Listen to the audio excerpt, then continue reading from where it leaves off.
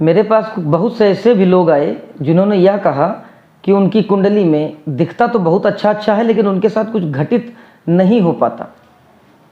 सभी लोग यह बताते हैं कि कुंडली में ग्रहों की स्थितियां बहुत अच्छी अवस्था में हैं, परंतु वह उनका जो फल बताते हैं वह उनकी कुंडली में घटित होता हुआ, उनके जीवन में वैसा कुछ अच्छा घटित होता हुआ अभी तक नहीं दिखा। क्या कारण है? इसी विषय पर आज हम चर्चा करेंगे कि कुंडली में वो कौन सी सूक्ष्म चीजें हैं जिनका विश्लेषण अगर ध्यान से न किया जाए तो पूरी कुंडली के फल को वह बदल। नमस्कार, रुद्र एस्ट्रो विज्ञान में आप लोगों का बहुत बहुत स्वागत, अभिनंदन है। जन्म जो लग्न है इसका यह एक बेस है। हम इसी से सारे योग और दुर्योग काउंट करते हैं, कैलकुलेट करते हैं। यह हमारा मदर डेटा है। बाकी कुंडलियां जितनी भी हैं, जो 16 प्रकार की जितनी भी कुंडलियां हैं और भी जो कुछ भी चीज़ें तथ्य हैं, उसका सबका बेस जो है वो हमारा जन्म लग्न होता है।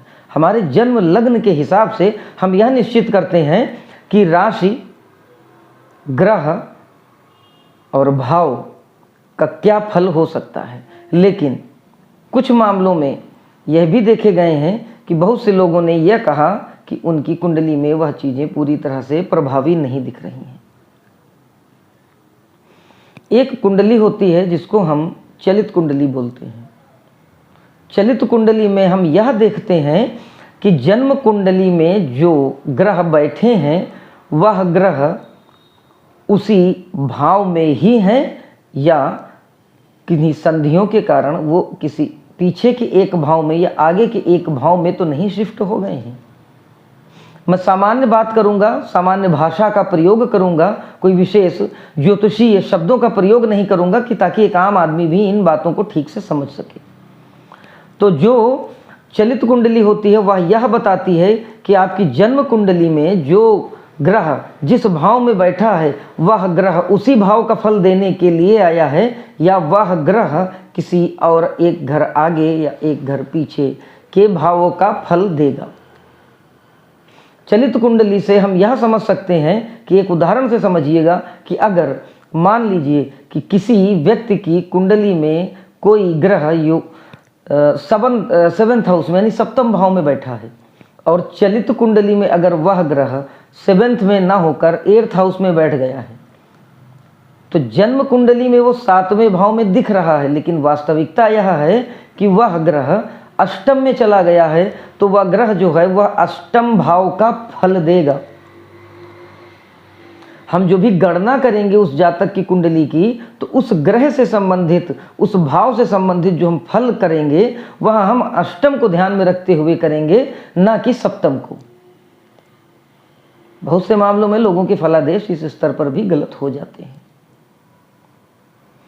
योग वो चाहे जिस प्रकार का हो, अमला, सुनफा, अनफा, दुर्धरा, बुधादित्य, गजकेसरी या जितने भी पंच महापुरुष, जितने भी योग हैं, उन सारे योग का जो हम निर्णय करेंगे वह हम जन्म लग्न से ही करेंगे। उसमें अगर भाव छोड़कर अगर ग्रह दूसरे किसी भाव में चला गया है चलित कुंडली में, तो हम चलित कुंडली से योग नहीं देखेंगे, योग हम जन्म कुंडली से देखेंगे। जितनी बेसिक चीज़ें हैं वो हम सब उसी से कैलकुलेट करेंगे, लेकिन हम जब भाव फल की बात करेंगे कि कौन से भाव का क्या फल हो सकता है तो एक बार हम चलित कुंडली जरूर देखेंगे। क्योंकि अक्सर यह देखा गया है कि चलित कुंडली में जो ग्रह अपनी भाव को छोड़कर किसी पीछे या आगे के भाव में चला जाता है तो उस भाव के फल में शुभ या अशुभ वृद्धि गणना के मुताबिक हो जाती है।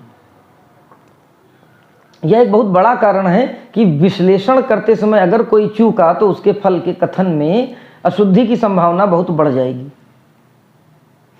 दूसरा कारण, हम जिस प्रकार की बात का विश्लेषण करना चाह रहे हैं, हम जिस प्रकार की बात का फल कथन करना चाहते हैं उससे संबंधित सब चार्ट यानी कि जो उपकुंडलियां हैं उसका भी हम विश्लेषण जब तक नहीं करेंगे तब तक हम सटीक फल कथन की बात नहीं कह सकते।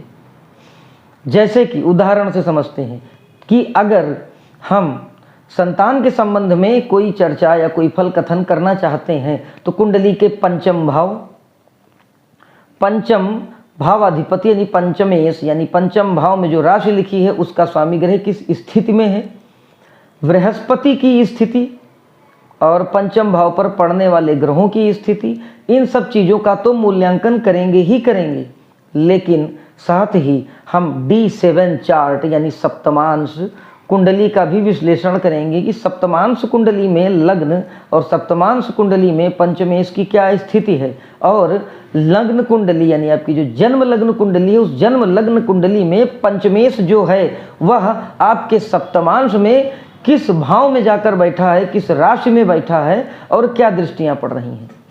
जब तक हम कोरिलेट नहीं करेंगे सब चार्ट को तब तक हम सटीक फलादेश नहीं कर सकते। फल कथन के लिए यह भी एक बहुत बड़ा महत्वपूर्ण कारक है कि जब तक हम सब डिविजनल चार्ट को कैलकुलेट नहीं करेंगे और उस सब डिविजनल चार्ट को अपने प्राइमरी चार्ट यानी जन्म लग्न से कम्युनिकेट नहीं कराएंगे तब तक हम सटीक जगह तक नहीं पहुंच सकते, हम कितना भी क्यों ना गुणा भाग लगा लें। तीसरा, छोटी छोटी चीजें होती हैं जो कि हमारा गण क्या है, गण भी हमको बहुत प्रभावित करता है हमारे स्वभाव को। हमारा करण क्या है यह भी बहुत मात्रा में प्रभावशाली होता है। वार, नक्षत्र यानी नक्षत्र, किस नक्षत्र का जन्म है, कौन सा ग्रह किस नक्षत्र में बैठा है, कौन सा ग्रह उस नक्षत्र का स्वामी है और जिस नक्षत्र में बैठा है ग्रह वह ग्रह उस नक्षत्र के स्वामी ग्रह के साथ किस प्रकार का संबंध कुंडली में बना रहा है। नैसर्गिक शत्रुता है या तात्कालिक शत्रुता है, क्या है। तो 4-5 चीज़ों का जो विश्लेषण होता है वो आपको सटीक फल कथन की ओर आगे बढ़ा सकता है। लेकिन अगर आप केवल प्राइमरी चार्ट देखकर कोई प्रेडिक्शंस करने की कोशिश में हैं तो यह एक तुक्का होगा, लड़ भी सकता है नहीं भी लड़ सकता है। आज अपनी बात को यहीं पर विराम देता हूं। अगले किसी मनोरंजक ज्ञानवर्धक वीडियो में फिर आपसे भेंट होगी। तब तक के लिए जय महाकाल।